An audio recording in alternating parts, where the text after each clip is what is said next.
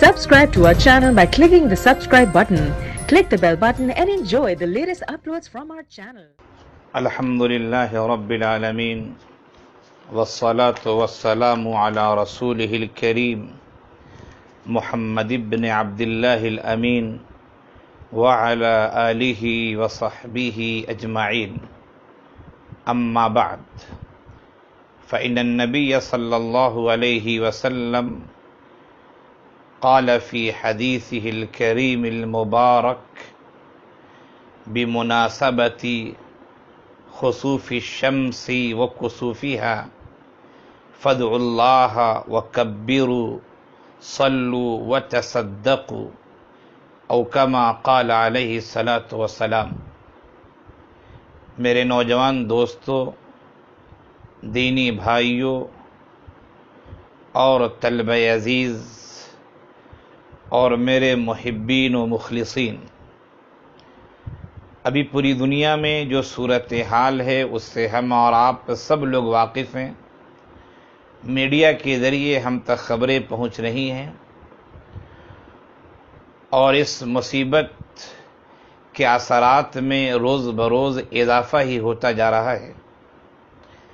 یہ ایسی مصیبت ہے جسے ہم اور آپ کرونا وائرس کے نام سے جانتے ہیں، جس کی ابتدا چائنا سے ہوئی، پھر اس کے بعد یورپ اور امریکہ اور پھر اس کے بعد ایشیا کے بہت سارے ممالک کی طرف یہ وائرس منتقل ہوا، اور آج دنیا کے اکثر ممالک میں یہ بیماری پھیل چکی ہے۔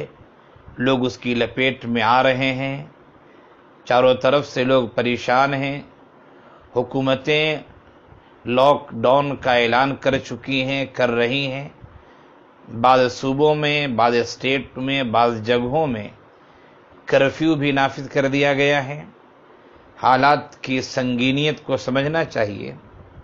اسی وجہ سے حکومت نے اجتماع کو بھی روک دیا ہے کہ ایک جگہ 10 لوگ 5 لوگ جمع نہ ہوں، یہاں تک کہ وہ مساجد جس کے ذریعے ہم اللہ کا تقرب حاصل کرتے ہیں، جس جگہ ہم دعائیں کرتے ہیں تو ہمیں یقین ہوتا ہے کہ ہماری دعائیں اللہ کے دربار میں یقیناً قبول ہوں گی، وہ مساجد جہاں برا سے برا آدمی آتا ہے تو وہ اپنے آپ کو جب تک وہاں رہتا ہے اچھا بننے اور بنے رہنے کی کوشش کرتا ہے، لیکن ہائے افسوس آج اس مسجد میں اجتماع سے بھی ہمیں روکا جا رہا ہے، اور یقیناً یہ روکنا ایک لحاظ سے ہمارے مفاد کے لیے ہے، اور وہ یہ کہ وائرس ایک دوسرے سے منتقل ہوتا ہے۔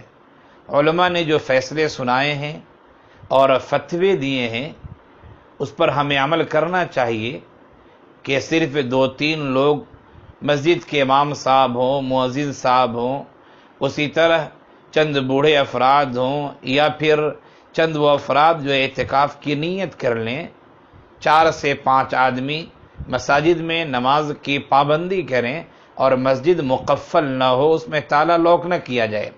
بقیہ حضرات سے اپیل کی جاتی ہے اور کی گئی ہے کہ ہم اپنے گھروں میں نماز ادا کریں۔ گھروں میں ہم چاہیں تو جماعت کر لیں، انفرادی بھی پڑھ سکتے ہیں، جماعت سے ہی پڑھ سکتے ہیں۔ اور گھروں میں ہم نے جماعت کا اہتمام کر لیا، ایک آدمی امام بن جائے، پھر اس کے پیچھے گھر کے دوسرے جو مرد حضرات ہیں وہ رہیں، پھر بچے رہیں، اور سب سے آخر میں گھر کی خواتین، گھر کی عورتیں ہو جائیں، تو اس طرح ہمیں جماعت کے نماز کا بھی ثواب ملے گا۔ ہمیں علماء کی بات کو غور سے سننا چاہیے۔ مسجدوں میں بھیڑ لگانا، وہاں جمع ہو جانا اور علماء کی بات کو نہ سننا، یقیناً یہ ہماری پالیسی کے خلاف ہوگا۔ ہمیں حکومت کی بات پر بھی کان دھرنا چاہیے، علماء کی گزارشات اور علماء کی اپیلوں کو بھی سننا چاہیے، تاکہ ہم اس بیماری سے جلد نمٹ جائیں۔ اور یہ بیماری اصلاً عذاب الہی ہے۔ قرآن کریم میں خاص طور سے کہا گیا ہے وَاتَّقُوا فِتْنَةً لَا تُصِيبَنَّ الَّذِينَ ظَلَمُوا مِنْكُمْ خَاصَّةً، اے لوگو ایسے عذاب سے ڈرو کہ جب وہ عذاب الہی آئے گا تو صرف ظالموں کو اپنی لپیٹ میں نہیں لے گا، بلکہ اس عذاب میں ظالم بھی آئیں گے، مظلوم بھی آئیں گے، اس عذاب میں ظالموں کے اڑوس پڑوس کے لوگ بھی آئیں گے۔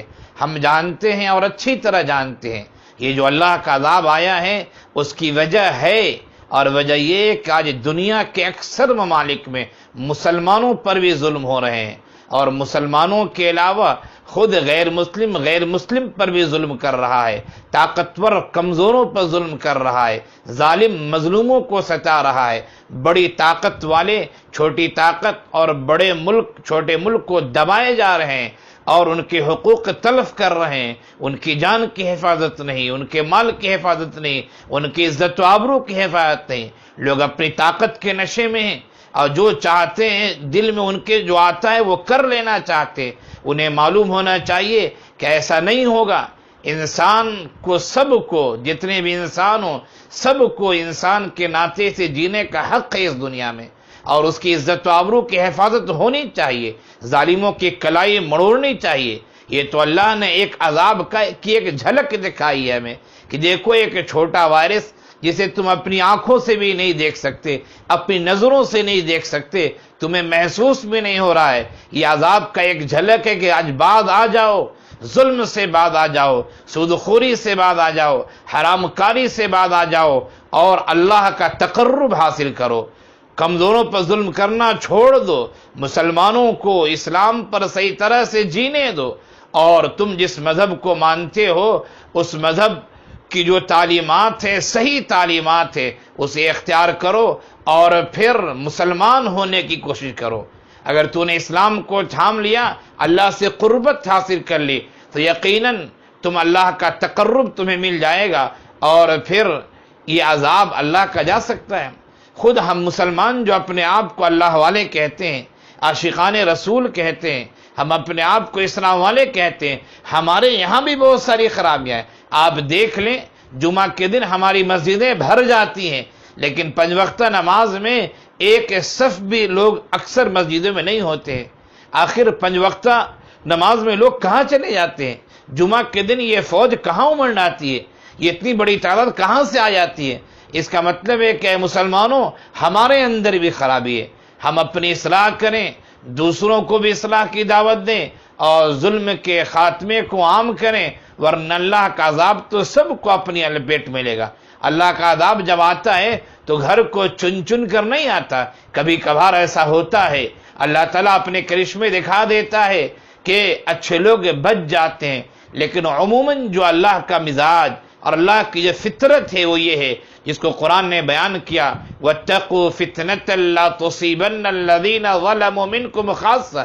ایسے عذاب سے ڈرو، جو عذاب آئے گا تو صرف ظالموں کو نہیں پکڑے گا بلکہ ظالموں کے ساتھ مظلوم بھی اس میں جائیں گے۔ ہاں، جب حساب و کتاب کی باری آئے گی تو اللہ تعالیٰ جس کے جیسے اعمال ہوں گے اس کے لحاظ سے انہیں نتیجہ ملے گا۔ دوستو، ہمیں اپنے اعمال کی اصلاح کرنی چاہیے۔ میں نے حدیث کا ایک ٹکڑا پڑھا تھا آپ کے سامنے۔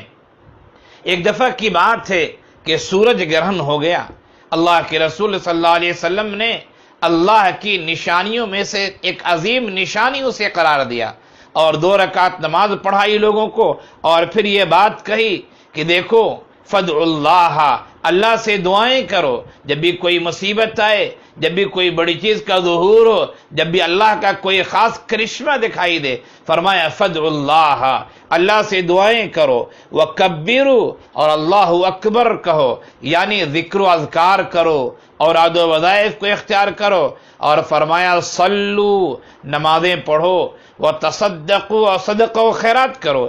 4 چیزیں آقا صلی اللہ علیہ وسلم نے ایسے موقع سے خاص طور سے ہمیں بتائی ہیں۔